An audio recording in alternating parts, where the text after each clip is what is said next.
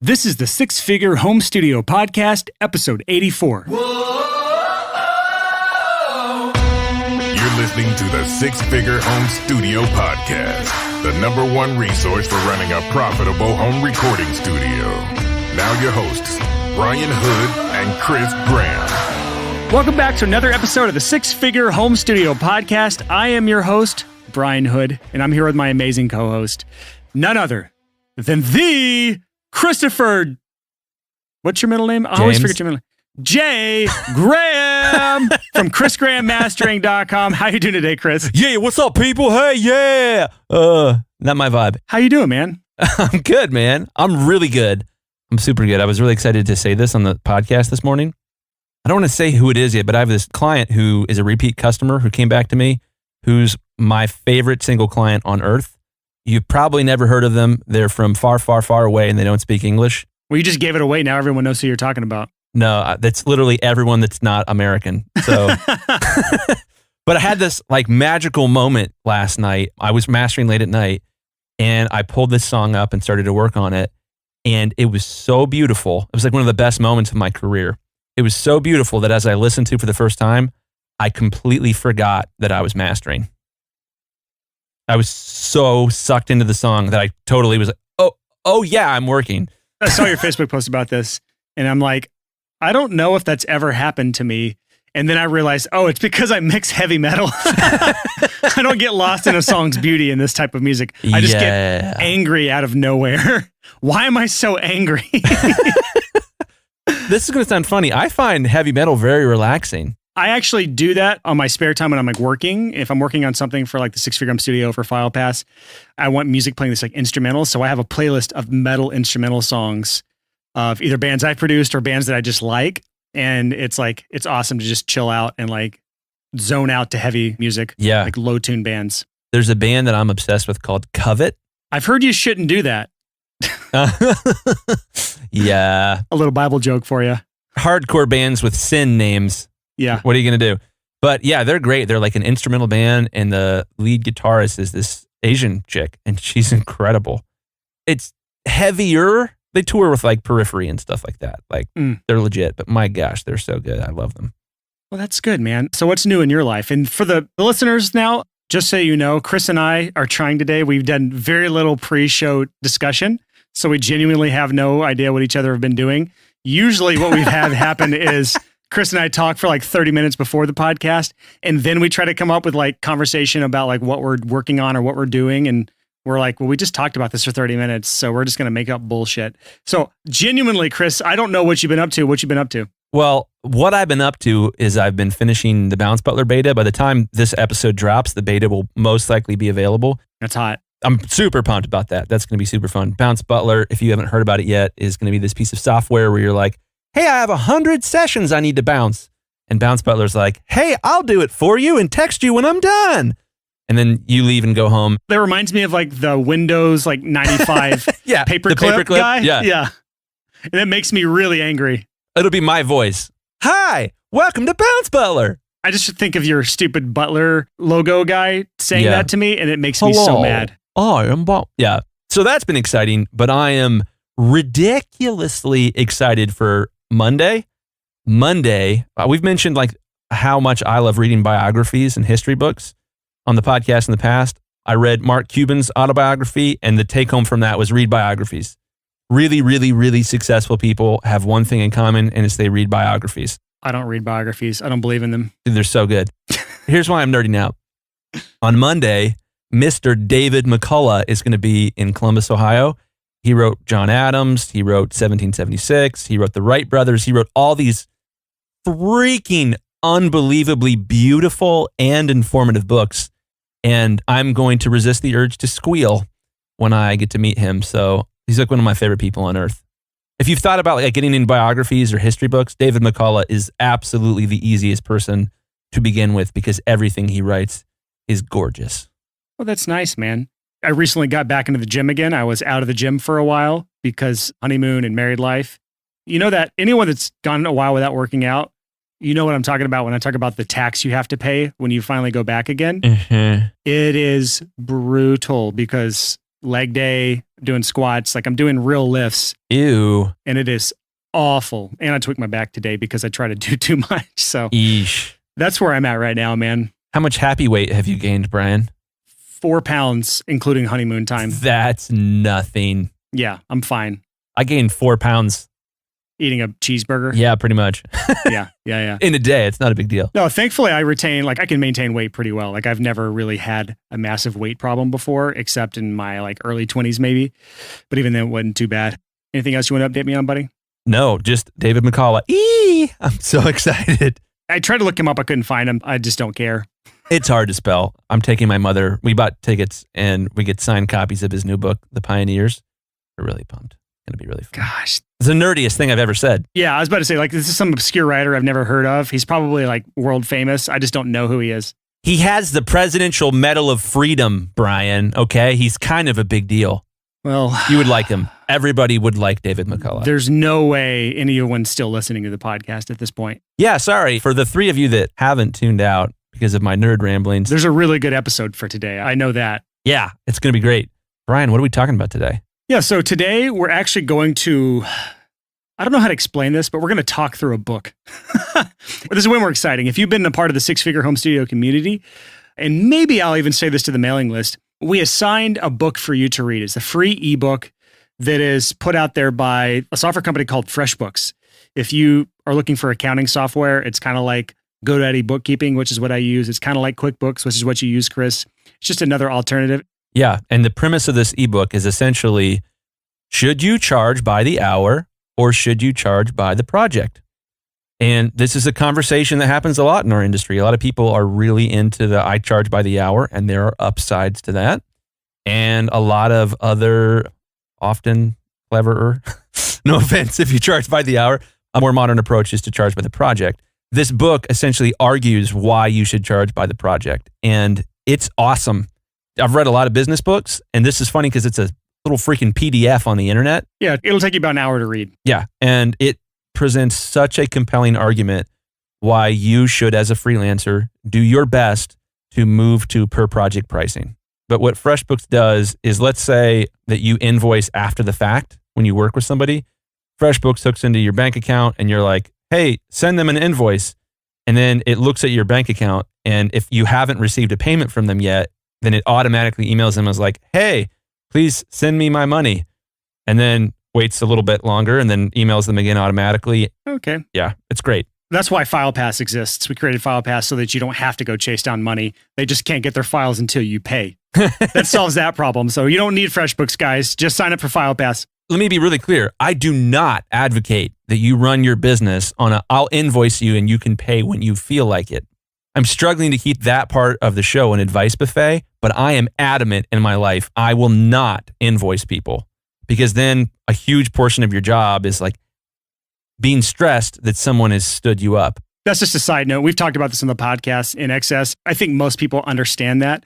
But the topic of this book is very interesting because it's relevant to really any freelancer. Totally. Especially recording studio owners. If you're a freelance studio person, whether you're doing mixing or mastering or editing for freelance work, or you're doing full production or recording, doesn't matter what you're doing. If you're looking for artists and it's on you to find those artists and figure out what you're going to charge for the work that you're doing, this ebook is extremely relevant. And I might try to rewrite it in a way that's exactly for recording studios. But it's kind of a parable, isn't it? It's a parable about a designer who's starting their career and what happens when they hit the ground running and fail, and then what they learn as they're going. And there's just a lot to unpack in here. And so I should have at some point sent a link to you in the Facebook community or in an email to download and read this book. So hopefully by now they've already read this ebook, so they're kind of following along. But even if you haven't, this will be a very valuable episode for you. And if you haven't read that ebook yet, if you go to our show notes at the sixfigurehomestudio.com/84, that's /84, there will be a link to open up the PDF for this. And I would just say, pause the podcast, go open up that PDF, spend the next hour reading it, and then come back to the podcast later. I just think it's going to be better for you if you can read the ebook before we get to this. I would agree. Yeah, either way, though, I think this is going to be helpful for you. If you just refuse to read the ebook and you just like, give me information, I don't want to have to work for it. That's fine, too. That's what we're here for. So let's just start at the beginning of this book here. I've made some notes as I was reading it, and we're going to just chat section by section on what this person's going through, because it's a story, and I think it's something that a lot of people have probably either gone through or are going through now or will eventually go through, depending on where you are in your career. So let's set the stage here, Chris. This person is a graphic designer or a web designer, and they are trying to figure out how to go full-time in this world. I think they have a day job in this book, and they're trying to figure out how to go full-time. So a lot of people are already in that position with their studios. They are part-time with their studios, and they have a full-time day job that they're using to support their life while they build their passion project on the side. Is it a fair assessment, Chris, of this person where they're at? Oh, absolutely. Yeah. This guy goes to the only freelance designer that he knows, this guy named John, and asks for John's advice on what he should do to figure out what he should charge and just how to get started in general. And this is the first case in the book where there's a really big lesson to be told, or a lesson to be learned. And that is, be careful who you ask advice from, because there are a lot of people that are very eager to give you advice. And a lot of people that give you advice are giving you trash advice. Chris, has there ever been an instance where someone has given you advice that has just been the exact opposite of what you should have actually done? Oh my, it's harder to think of examples where that didn't happen. And I think the big issue there, and this is something that I think is really important for us to take home. Most of the guys that listen to this podcast are younger guys. They're coming up. And we, as younger people, I'm 37. I'm the oldest you can possibly be and still be a millennial. And us as a millennial generation are at a really strange crossroads in history, because in almost every generation throughout human history, you grow up in your parents' world. You grow up in the generation that preceded you's world, and that generation can tell you, this is how things work. We do not live in our parents' world as millennials anymore. We live in our world. So much has changed. So like what worked in the 80s is not what works anymore. What worked in the early 2000s doesn't work anymore. Yeah, case in point. Yeah, what worked in the early 2000s. There's a saying, there's actually a book title called What Got You Here Won't Get You There. And there's this idea, I'm kind of misapplying that, but there's this idea of like when you talk to somebody who might have earned their success 20 years ago, they might give you great advice had you had that advice 20 years ago. And that's, I think, a lot of the problem. Sometimes you get really bad advice just because people aren't aware of how much has changed. Yeah, so the hero of this story goes to this guy named John, asking how he should come up with his pricing for his new web design services. And John gives him the standard advice that you'll really find anywhere on the internet. And it's something called cost plus pricing. So it's cost dash plus pricing. Chris, can you kind of give us a rundown of what cost plus pricing is? Yeah, I mean, it's fairly simple. You figure out how much it costs you to operate per hour, and then you figure out how much profit you want to make, and that's what you charge. You add those two things together. And what's interesting here is John's a little farther ahead than most audio engineers. This guy has thought through how much he needs per hour to stay in business. Most studios that I've encountered that don't listen to this podcast don't do that. They have completely no idea what their cost for operation is. Yeah, and so just going back, the hero's name is Steve. It slipped my mind, but I went back and just looked it up just now. Steve is the hero of this journey. John is the bad advice man. It doesn't sound like bad advice. It sounds like, oh yeah, how much is my overhead? What are my living expenses? How much do I need to make in order to just basically scrape by? And then I'll add some money on top of that, which is like my profit, my fun money, my extra money on top of that. So in the studio world, we see a lot of people charging per hour. And this is the way I did it when I first started, and I was just trying to scrape by, and then I moved to a day rate. But day rate's a similar thing too. Whatever you charge per day, you divide by the amount of hours you work, and that's your hourly rate. And then some people charge, even on a per project pricing, they charge a flat fee based on estimated hours. So it all really narrows down to this hourly income that you're trying to make. And we will come to find out later in the story, this is not necessarily the best way to price yourself. And there's a number of reasons why. In the book, he starts realizing that price is a race to the bottom when you're focused on price.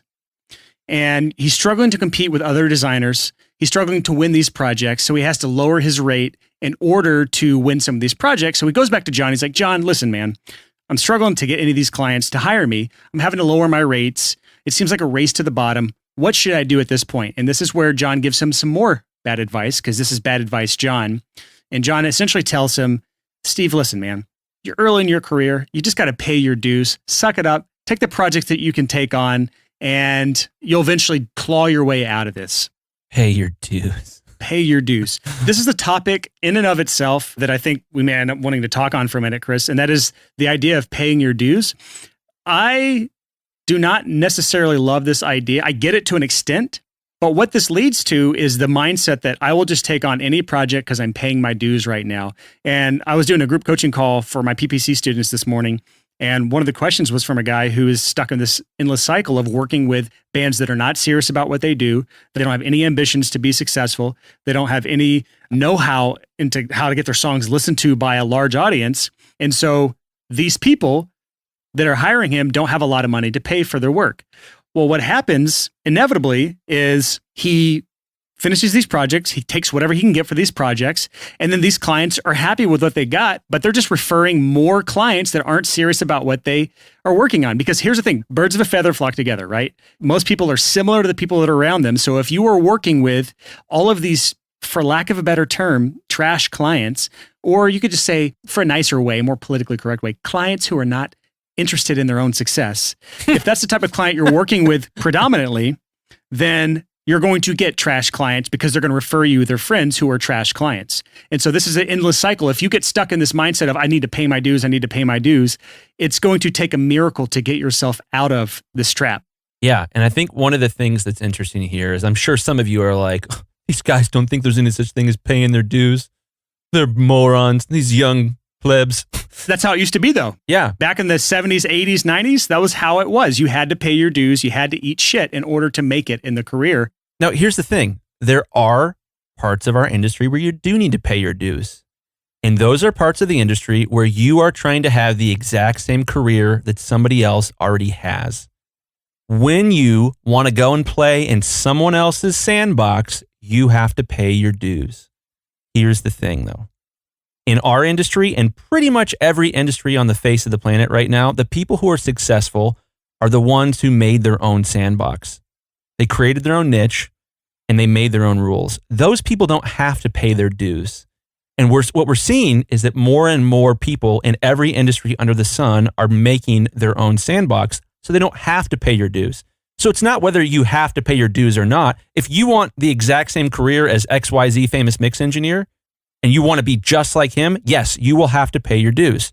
However, that's probably silly because the most money you can make, the most satisfaction you can have, and the most freedom you can have involves building your own sandbox so that your business perfectly reflects who you are and what you are into. So that's why I think the pay your dues thing is just bananas. This isn't like the 1700s anymore.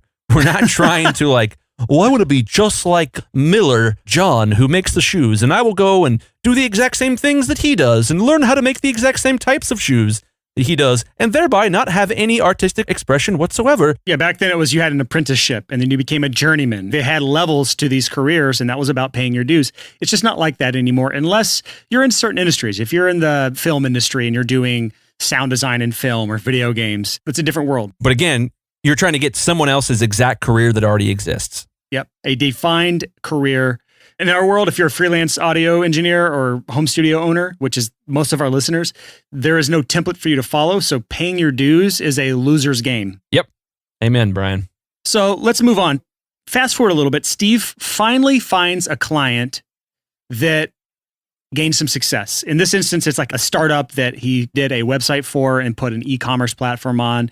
And this company went on to do extraordinarily well, making tons and tons of money off this website. And Steve got paid a measly, measly sum for this. And he felt like, man, I should have charged more for this project. And this relates to the studio owners because if you are lucky, you will have a project that does really, really well. And honestly, this is more of a lesson learned in a book than what will actually happen, because if you were working with these nickel and dime clients, you will be so lucky to get a client that just blows up or that gets a Grammy or some other big thing happens that validates you. This just doesn't happen. In this book, it does happen. And he's like, man, I should have charged more. I really left a lot of money on the table because they got so much value out of what I did for them. And so he goes back to his friend, John, and asks advice. He says, hey, John, I just worked with this client. They did really, really well. So you can just say like, hey, this client just got a Grammy. How do I capitalize on this, right? And John tells Mr. Steve, man, all you got to do is raise your rates now. Charge more. Can we keep that voice going for the rest of the show? Actually, this is the end of Sketchy John because this is the last bad advice that John gives. So Steve goes back and starts to raise his rates. So in this scenario, let's just imagine you're a mixing engineer and you get a Grammy all of a sudden, and now you're a Grammy-winning mixing engineer, which just sounds great.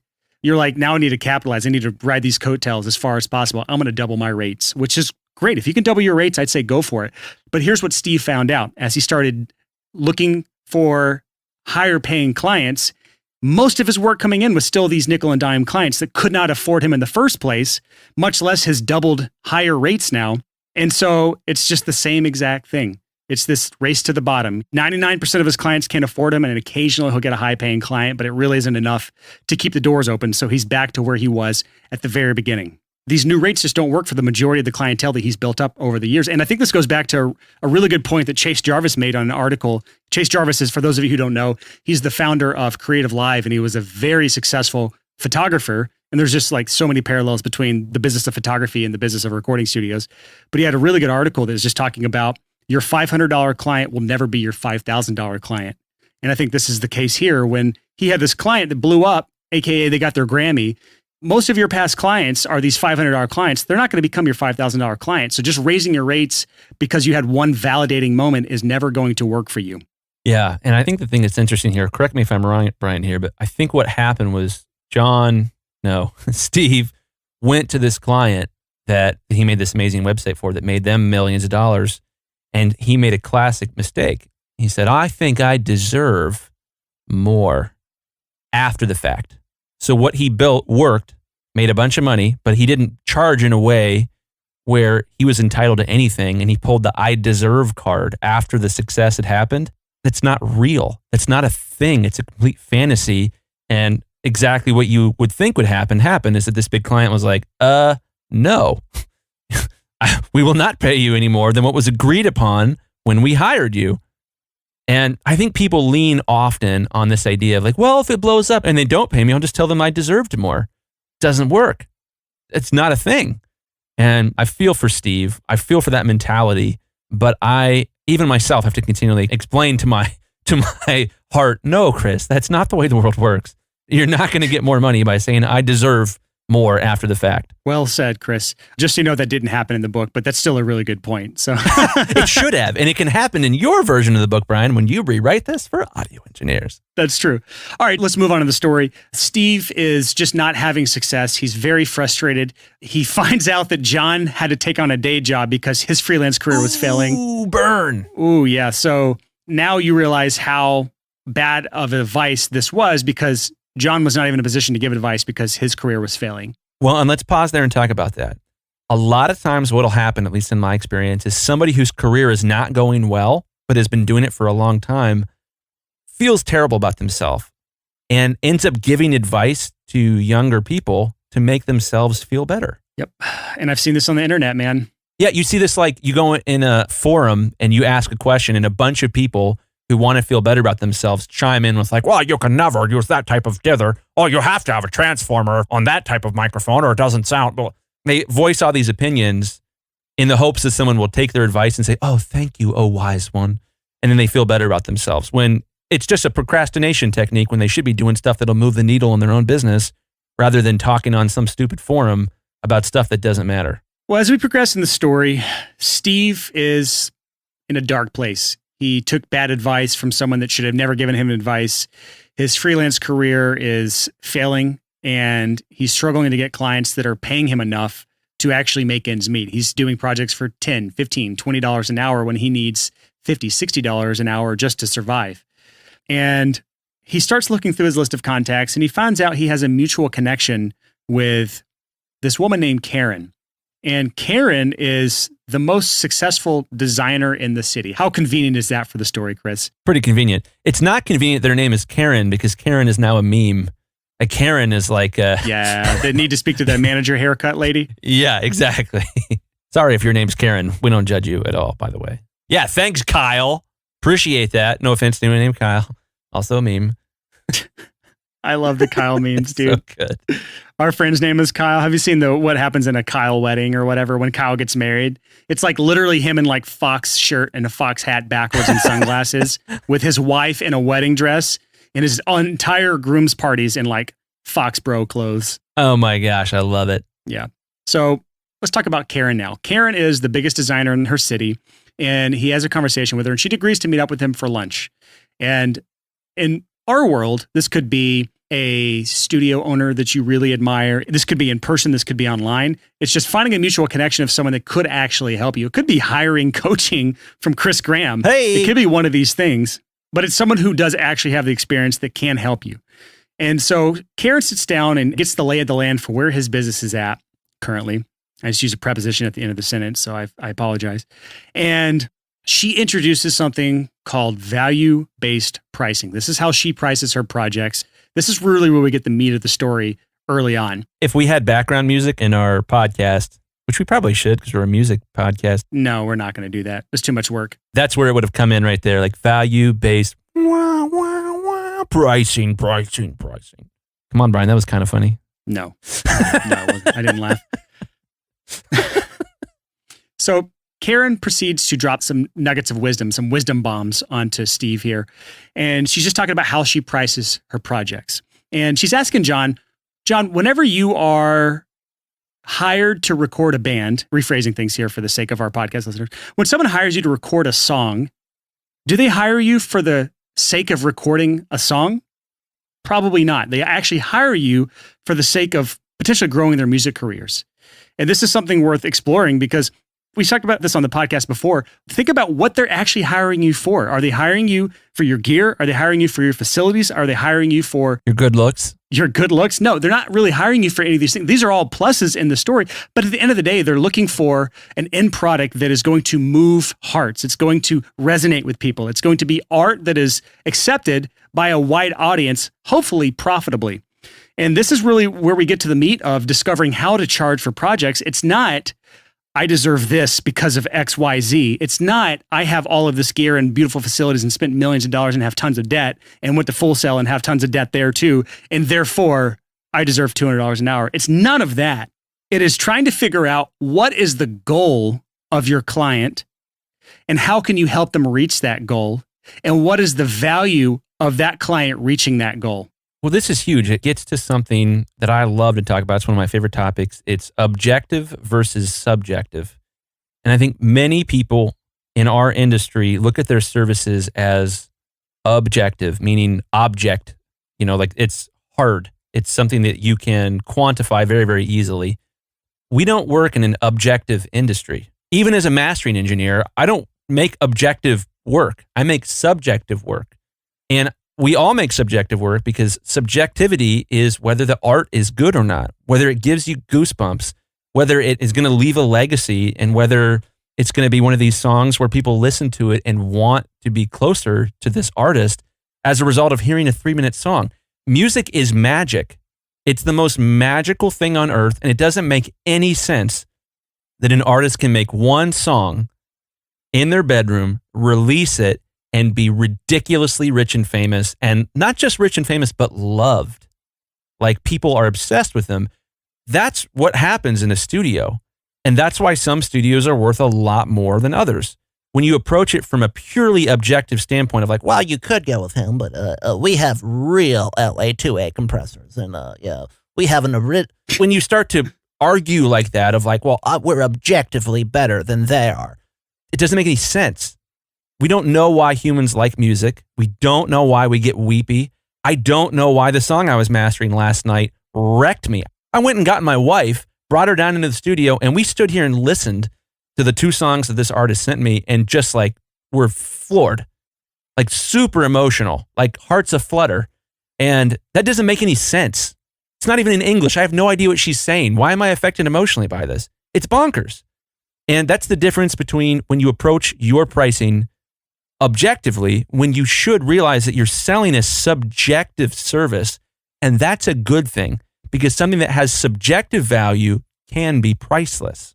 I think the real lesson that Karen has here is most people, when they're looking to get hired for a project, they focus on what they are selling and they stop there. I am selling mixing services for heavy music. Chris is selling mastering services for all styles of music in all languages. And if we stopped right there on what we were selling, we would get a fraction of what we are able to charge for what we do. And what Karen is saying to do is don't just stop at what you're selling, move on to why they are looking to work with you. What is the goal, the end goal? What is their why behind their music? Are they trying to just self-actualize and put out music that they've been working on for a long time? Or are they trying to get signed and tour the world and get an agent or release to their fans, this massive audience of fans that they already have? When you start getting the full picture of what they're trying to accomplish and what does success look like for them, it gives you a much, much broader picture of what the true value is for the services. Then that does a whole lot. And we're going to talk about what some of these things, some of these questions will actually lead to, why this is so powerful. But this just opens the doors for really understanding the value of what you bring to the table as a producer or mixing engineer or mastering engineer or songwriter or whatever your service is. And I would dive a little deeper down this rabbit hole and say that I believe what every artist on earth wants, what every musician on earth wants, is to be known. That's why they're making art. They want to be known. They want to be heard. They want to be understood. And when you walk in and your position is, well, I have 47 mics in my mic locker. Yeah, but can it help me be known? Well, our compressors are from the 1960s. Yeah, but can it help me be known? Our bass traps have been calibrated by the best, but can it help me be known? That's what the artist is hiring for. And us as engineers often take the technician bent here and start talking about objective things when what we need to be doing is help the artist feel known. And the first way to do that is to begin to ask questions. The more questions you can ask, the better off you're going to be. For those of us who have been doing this for a while, I'm on year 10 right now in my career. Chris, you've been doing it longer than that. You start to see really the impact that you're able to put on people's lives and careers. And a lot of the work that you do, not all of it, but a lot of the work you do is life-changing for those artists. They get signed, they start touring, they blow up. And when you really start to see that happen, you understand the value that you bring to the table. It's not just the hours that I put into it. It's not just my skill that I put into it. It is what that achieves for the people that I'm working with long-term. It's almost an immeasurable number, but it does really start to paint a picture for what the true value of what you bring to the table is as a creator. And I think that's really what we're trying to get at here is understanding your true value, not the time, not all your expenses and overhead. None of these things really matter. It's the value that you bring to the table for your clients. Just for a moment, let's think about the magic, not take it for granted, but let's think about the magic that recording technology is. If you record an artist and you do a good job and you don't get in the way and you present it well and it's mixed in a way that's not distracting and you've captured that perfect moment, a small piece of that artist's essence now exists outside of their physical body. Well, that's some deep shit, Chris. That is some super deep shit. Case in point, I love Nat King Cole. He was a singer from way back in the day, 40s and 50s and stuff. There's a song he does, Unforgettable, that is cheesy, but I love it. And here in the mastering studio, one of my favorite things to do is to pull that song up because it does something called a phantom center better than most recordings. So Nat King Cole seems to float in between my speakers, and it is so realistic that it's disconcerting because he's dead when I listen to that song. When someone comes to my studio, I love to pull that song up because it sounds like Nat King Cole is 6 inches in front of your face. There's an invisible person singing there, and you know him. You get this vibe for who he was as a person, but he's long gone. That's creepy, but that is the alchemy that we do as audio engineers. It's magic. And to see it as anything but magic, of course, people aren't going to want to buy from you. Yeah, I think a lot of the just conversation today is helping everyone understand the true value you bring, and not just on the literal sense, but almost on the emotional value you bring to a project. But let's go back to that cost plus pricing, because I feel like this is worth bringing back up here. Yes, absolutely. This is what old Grizzly John, who was the worst person to take advice from. Grizzly John. Yeah, Grizzly John. And cost plus does not work in the scenario when we start talking about value-based pricing versus just an arbitrary number you pulled out based on your own profit desires and your own expenses and all that stuff. Here's where it starts to fall apart, because hourly-based pricing causes a conflict of interest. The more hours you take, the more you make. And that's regardless of whether those hours added value to the project or if it was just you trying to milk the hours. And I'm not saying that's what everyone does, but that does cause a conflict of interest. Cost plus is also stupid because your clients don't really care what your expenses are. Think about two different studios. Studio A is a home studio, got low expenses, no debt, really low overhead. Their cost plus analysis that they ran says that they should be charging $30 an hour. Meanwhile, you got Studio B who would scoff at that number. That's awful. No studio should ever charge $30 an hour because they've got a large commercial space, lots of debt, high overhead. Their cost plus analysis says they need to charge $300 an hour. So if both studios can offer a similar value, do you think the client wants to pay for the overhead of Studio B for the same value they're getting for Studio A? Your client does not care. It does not add to the value of the project. The project hinges on you helping the client get from point A to point B. Where they are now is point A. And if you ask enough questions in the right order and you get to the bottom of it, you can find out what point B is for them. And it's going to be different for everybody. But Studio A and Studio B can both get that client from point A to point B if they ask the right questions. But at the end of the day, the overhead of Studio B is their problem, not their client's problem. Therefore, that $300 an hour has nothing to do with the value they bring to the table. Well, and a good example of that we've seen over the years is in really expensive markets like Hollywood and Manhattan. It used to offer a sort of intrinsic value to be able to record or get your music, mixed or mastered or whatever it happens to be in an area where the rent is 10x what it is in somewhere else, another part of the country. And the problem there is that as the internet's gotten better, that more and more people have done remote session work. If all of your session work, if all of the work that you're getting is remote, who cares if you have like this ridiculous 90210 Beverly Hills zip code? It doesn't matter. It's no longer offering value. And that's been a lot of the transition that we've seen in our industry, is that back in the day, it made a lot of sense to record on, what's it called? Recording Studio Row in Nashville. But it doesn't offer the same value that it once did, but there's all this additional overhead. All the studios are getting now torn down to put condos there. Yeah. So, side note, destroying the culture of our city.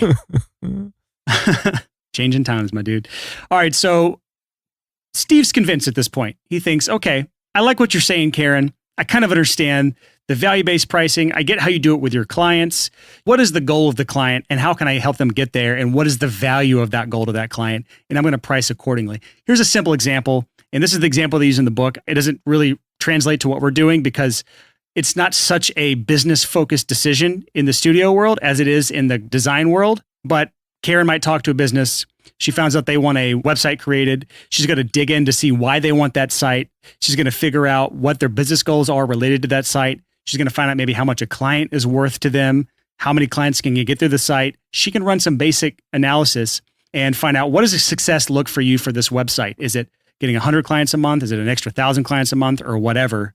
And then she can figure out if I'm successful with this site, creating this site that converts at the right numbers, and I know I can because I'm the best at this. I'm Karen right now. I'm not going to try to do a female voice.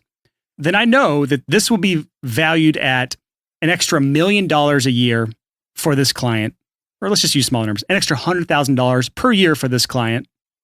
And so I can charge them $25,000. That's a quarter of the first year. And they're not going to even blink at it. And so that's what she's talking about. She knows what the number is for the client as far as value, and she will charge based on that. And she will make sure everything that she communicates to this client is communicating to them that she understands their goals. She knows what exact steps she needs to take to reach the goals for that business. And that $25,000 is a tiny price to pay because what business is not going to spend 25 grand to make 100 grand a year every year from now on? That's kind of the gist of it. But one of the big points that she makes to Steve here at this point when she's talking about value-based pricing is do not talk about price at first. The client wants to find out about price. You don't know what they want yet. If they're looking for some sort of ballpark figure from you, it's really hard to give numbers on anything that you do not know the value of yet. And that's why she's talking about asking the right questions. And how can you give someone, Chris, a price for something on a project if you don't really understand what they need? What does it mean for them? Like, what does success mean to them? Because that's going to be different for every single client. And so how can you price? What do you need to achieve that? Because I'm just going to give you a loose example in the studio world now because I went way down the rabbit hole of the business type thing. If you're working with a client, Chris, and you're doing full production work, which you don't do anymore, but let's just pretend right now because a lot of our listeners are doing full production. And you talk to that client and you find out success for them is getting their acoustic demo that they sent you and fleshing it out into a full band production. And I don't necessarily do that, but I know a lot of musicians around Nashville that could probably help put that together. And so if their main goal is to have a full band production with drums and bass, guitar, keyboards, organ, maybe they want a fiddle in there too. Now I know that I need to build a team around this project, and that's going to be a lot more expensive. But if I didn't know that, I would misquote this at such a low level because I wouldn't fully understand what they need. So to give them a price before I understand the full scope of what the work is honestly doing a disservice because it's almost a bait and switch. It's like, oh, it's going to be $1,000 for this.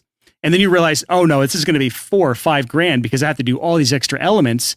And all these other studios that are telling you $1,000 are really, really shooting themselves in the foot because they're either going to have to eat the cost or they're going to have to ask for more money later. Neither of which are good plans there.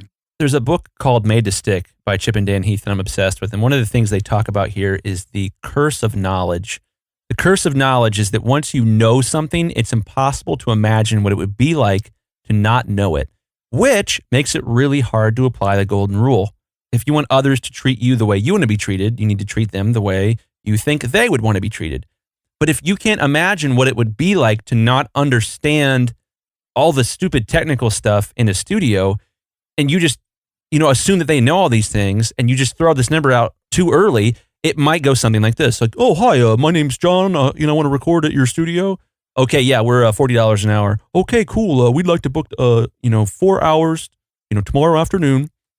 All right, we'll see you then. This guy shows up and he's like, we're going to record 15 songs. We need them all mixed and mastered. I was about to say, I've had those conversations before. It's like, they tell me everything they want and then they tell me what they need as far as like time booked in the studio, all in the first email. And I'm like, nope, move on. Thank you. Like, I will explain to them like, hey, like, that's not how I work. It's going to be, X amount of time. It's going to be this amount of money, like to even come close to what you're looking to do. And that might not even cover it. So I just think we're not even in the same ballpark. I'm not your guy. I'm so sorry. Yeah. So the take home here in a lot of ways is knowing more about what your customer wants equals good.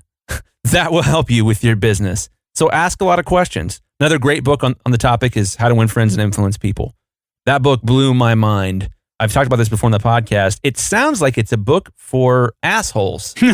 It's not. It's a book about how to not be an asshole, how to care for people well, and how to figure out what's a win for them by asking them a bunch of questions and making them feel heard. That's a book that's interesting. For fun fact, I have the first edition copy from like the 20s or 30s or 40s sitting in my bookshelf in there. There was a lot of money on eBay, but that's awesome. I just love that book. Books that stick around for that long though, that are still like a household name in the business world, like that's a really good sign that it's a good book. So I do highly recommend it. But there's an interesting thing that Karen says at this point when Steve asks her, what do you do if they insist on getting a price from you before you really can have a conversation? And she says this: clients who insist on talking about price first without giving any project details, they just want a price. Those people turn out to be generally the worst clients. And I would say I would have to agree with this. People that are focused only on the price, they don't want to give you any details. They just want to know a rate for 5 songs or a rate for 10 songs. They don't want to give you any additional details. They don't want to talk to you. They're just throwing out numbers. They're throwing out quotes to a bunch of people and trying to get back the lowest rate. That's going to be a nightmare client. And I don't know if that's the same for you, Chris, but that's always been the case for me. Oh, yeah. It's happened a lot less lately, but I'll get people that'll reach out and their first email is asking for a discount. And sometimes it'll be something weird like, I'm 17. Could I have a discount? Or, my father's mother's brother's cousin fought in the battle of, whatever. When people immediately go for, I just want a discount, a lot of times these people are bad.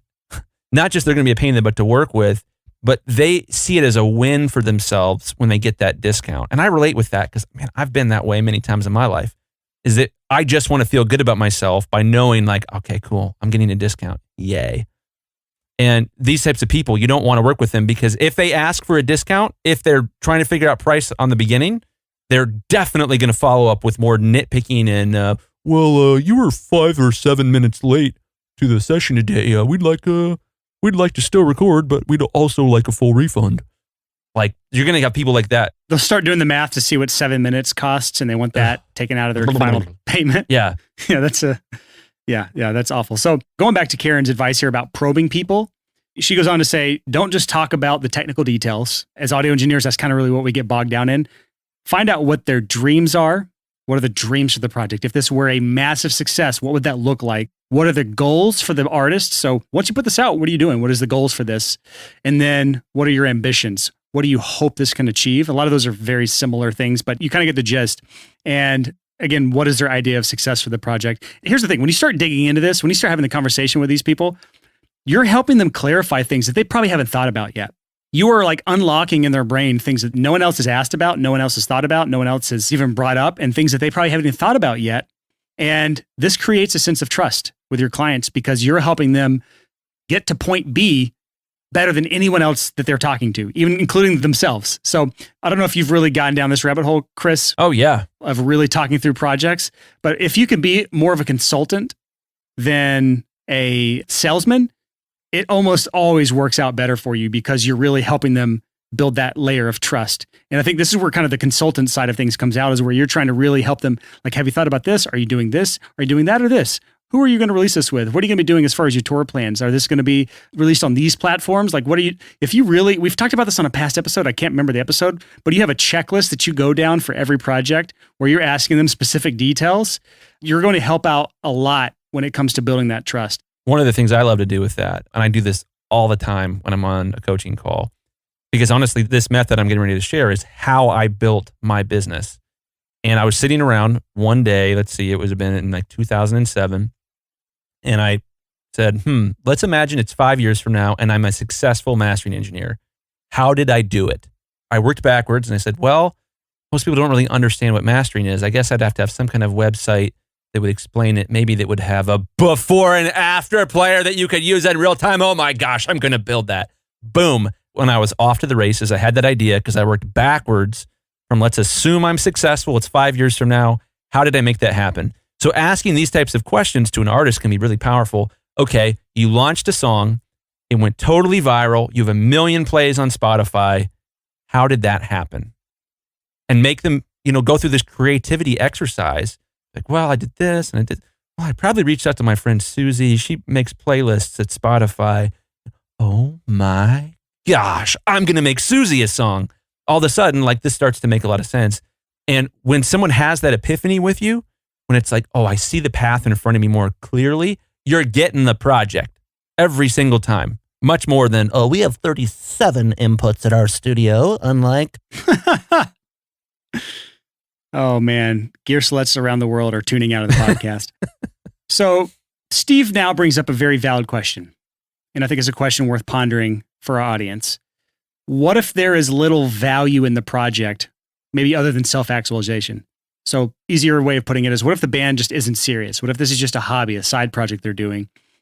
And this is a question that a lot of our listeners can probably resonate with because they're not working with serious clients. So if you start digging into these things, inherently there's not a lot of value, at least literal value in it for the clients. Yeah, if the client's like, oh, I just wanted to record this for myself. I wasn't going to release it at all. Just red flag, Yeah.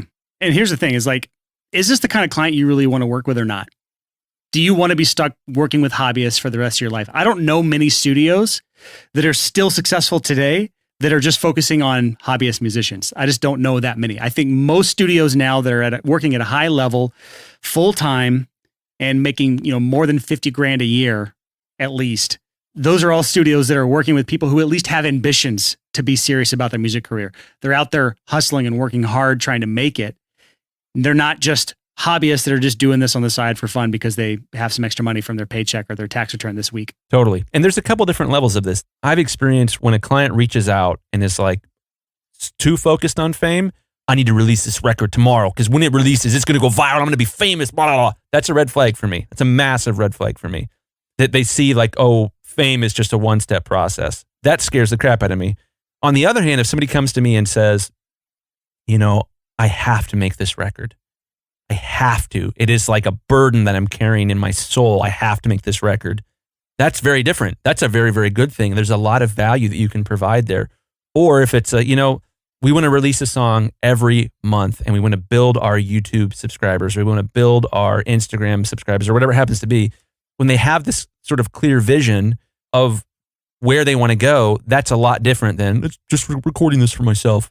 So I think you can build a successful career, not just on people who want to build a career in music, but if it's the right type of person where there is almost like a metamorphosis, like a caterpillar becoming a butterfly, which making a record can completely be for an artist, where there's this process where they just feel compelled to have a metamorphosis through making art. These are people that will spend whatever it takes because it's an irresistible lure for them. They have to do it. It's part of who they are. And just to kind of go back to those hobbyist clients, and if that's the career you're trying to build, is working mainly with those, there's two types of word of mouth work out there right now. There's passive word of mouth and there's active word of mouth. Active word of mouth is just, to me, is where client A is saying to potential client B, hey, I loved working with Chris Graham. He was amazing. You should hire him.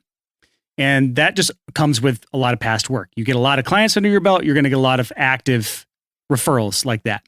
And the problem with hobbyists is, like I talked about earlier in the podcast, they hang out with other hobbyists. They're not hanging out with serious musicians. So all of the active referrals you're getting from them are going to be other non-serious musicians. And so you're in this endless spiral of hobbyists that is, like I said earlier, extraordinarily to get out of that cycle.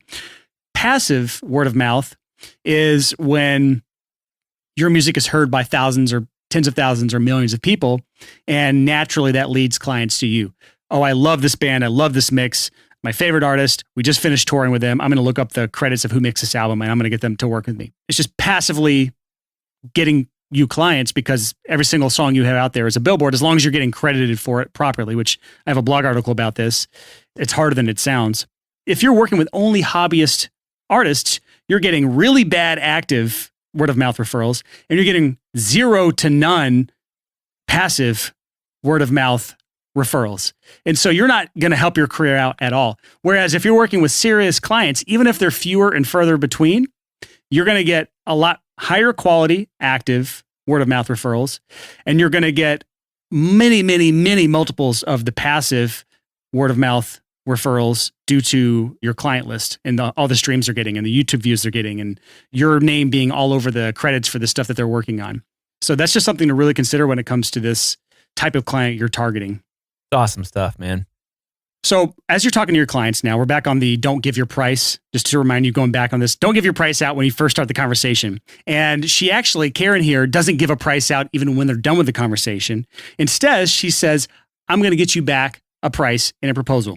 And so she builds out a proposal, which again, I use Better Proposals, which is betterproposals.studio. That is the link that you can go to sign up for this service that will put a referral template in your account, the one that I use for my mixing services. So there's a lot of different sections on what's included, what's not included. Basically, all the conversation you have with the client about what they can afford, what do they need, what does success look for them, what is going to be included with the project, what are all the aspects of the project that need to be taken care of. You're putting every single detail that you talk to them about into this proposal in writing so they feel understood. And this is a really good time for you to shine as a freelancer because nobody is doing this. If you can be the person who is really explaining and articulating all the stuff you just talked about with the artist, and you're painting the picture of what is going to happen when you take them from point A to point B in a visual representation, once they get to that page that talks about the price, it is not even the top 3 of their concerns in the grand scheme of things. Whereas if you are not understanding all their needs and all of their desires and all of their dreams and hopes and ambitions, if you're just pricing based on what they want instead of why they want it, that's the first thing they care about is price. And that's the battle. You have lost the battle to someone like Karen, who is putting all of this into a beautiful proposal that impresses them. And only once they truly understand the value of what you're giving them, only once they understand all of this, do they even see the price. Totally, man. I love the phrase you use, painting the picture. That's awesome. Chris, have you ever used proposals? Yeah. Well, it's interesting. So from a mastering standpoint, no. When I'm doing coaching, sorta, but when we're offering like stem mixing as part of mastering, then we do proposals that way. So we do, as far as mastering goes, and I generally tend to push people away from doing stem mastering. But if someone is in a position where their mix is not 100% before mastering and they need some help, then typically what we'll do is we'll say, hey, send us your session files, and then we'll write a proposal for them here's a couple different prices. We could do a mix from the ground up, that would cost this. We could do 5 stems, that would cost this, or we could just address the vocal. That's where your biggest problems are, and then move to mastering, that would cost this. So I think we're at a good stopping point right now because we're going to continue this story. I was afraid we'd get to the point where we would run out of time, and we've kind of hit that point. There's a lot more to this book. We're probably halfway through it right now and some of the points being made. But again, if you haven't read this book, I highly encourage you to go download it. The interesting thing about this is the creator of FreshBooks was doing freelance design on the side before he launched FreshBooks. That's why he launched FreshBooks. And he built his design business to earn $200K a year, $200,000 a year, while he was only working 16 days a year. And this ebook is basically how he achieved that. So, yeah, it's really interesting because then he used that money to he funneled all that money into FreshBooks, which is now has 1,000 employees or something. It's got millions of customers. Like, they are massive. Unbelievable amounts of money. Yeah. So talk about a stair step. So it's a really interesting ebook. Go to our show notes page, the sixfigurehomestudio.com/84. And that link will be there to download the ebook. And go ahead and skip ahead, get all the way to the end of this ebook so you know what we're going to be doing next week, where we talk about the second half of this book. I'm hoping we'll have a part 3 of this, but if we have a part 3, so be it. But it's just a lot of really good tidbits that are really relevant to what we're doing right now. Well, I think this conversation is great, man. And I'm really loving this because one of the biggest questions I think people do have when they are trying to grow their business or when they're trying to get started is trying to figure out this, should I charge hourly versus should I charge per project? When you charge hourly, it's easy, right? You just pull a number out of your butt and that's what you charge. And the advantage there is that if the project goes way, way, way over, then you're protected. You still get paid. You're not doing all this free work. However, when you get good at this and you do a per project amount, if it takes a lot less time than you anticipated, then you make a lot more money. The thing about this is he brings these points up in the ebook. We skipped a lot of stuff just because for brevity's sake, but he brings up like what happens when you have a project that just goes way past due because you're charging a flat rate per project based on the value you're bringing them. And she just says, I don't concern myself with that. At the end of the day, it's going to even itself out. And I think the reason she has the confidence to say that is because she is working with a higher caliber of client because she puts all of this front work in. When she's talking to somebody, she doesn't want every single client that comes her way. She wants the right client. I think that's the big mindset shift here is you don't want every single person that comes your way. I don't want every single person that comes my way. I only want to work with the right clients for me. And the people that I do work with, I want to blow their minds with how much value I've added to them. And if you can dig in and really like find what it takes to get them the most value so they reach the goals that they're trying to reach, if you do that time and time again for every single project, it doesn't matter if 1 or 2 projects goes way out of scope and you make $15 an hour on those projects. At the end of the day, you're working with higher and higher caliber projects so that you can just take it in stride because it doesn't mean anything to you. You're doing so well on all the other projects. So it's something that's definitely going to happen. But I think this value-based pricing approach is better for everyone involved. I completely agree. And we've mentioned this in the podcast before. There are alternatives that are somewhere in between, where you can have a flat rate, but that you can have stipulations. This is what I used to do when I produce is I would say, hey, looks like based on what we've discussed, this would take 10 days of work. If we go over 10 days because you didn't rehearse your vocals, then it would cost this much per day. And I would make sure the day rate was a lot more than the 10-day package rate, intentionally to discourage them from having to go over, to try to get them to practice and to come prepared and to not be like, oh, I just wrote these lyrics. I don't even know them. Yeah, there's a lot of things you can do to protect yourself and your clients from destroying their own project. You can have your cake and eat it too with this, is what we're saying. Yeah. There was another little interesting tidbit in there where she's talking through how he would price a project and how she would price that same project for 10 times more than what he would charge. And she was like, and I would still win the project over you, even though you're 10 times less than me, because not only do I know how to sell myself because I'm doing all the things that we just talked about, but I know how to get the client better results because I've dug in so hard into finding out what they want. This is my favorite thing from the story, and we'll probably talk about it more next week. And I don't know if I have it in my notes here, but when you are getting paid for a project, you're getting paid because you're bringing value into the world. And there was a post by the CEO of Soundstripe that I saw him talk about that was super interesting. And we're not going to go into depth with this, but he talks about how value is not a pie. It's not just like this one size fits all. I read this. Yeah, value is something that you create. So when you look in Soundstripe's instance, they're a massive multi-million-dollar company now, and they created that value basically from scratch. It is now something that exists that didn't exist before. And when you start looking at the projects you're working on, the reason Karen can charge 10 times more than Steve for the exact same project is because she's able to create 10 times more value for her clients than Steve is. And the reason she's able to create 10 times more value for her clients is because she digs in to find all of the things necessary so that she can build 10 times the amount of value. And if you can create 10 times the amount of value for your clients compared to your competitors, you will win the project almost every time if you want to. Yeah, this is huge. And my advice here would be, this book is so powerful and these concepts are so powerful, they are not to be underestimated.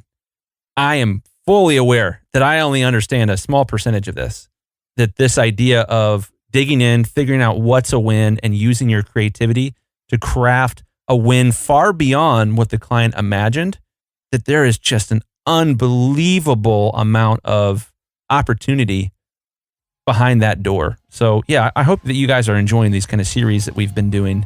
I'm really liking this episode. I'm pumped about it.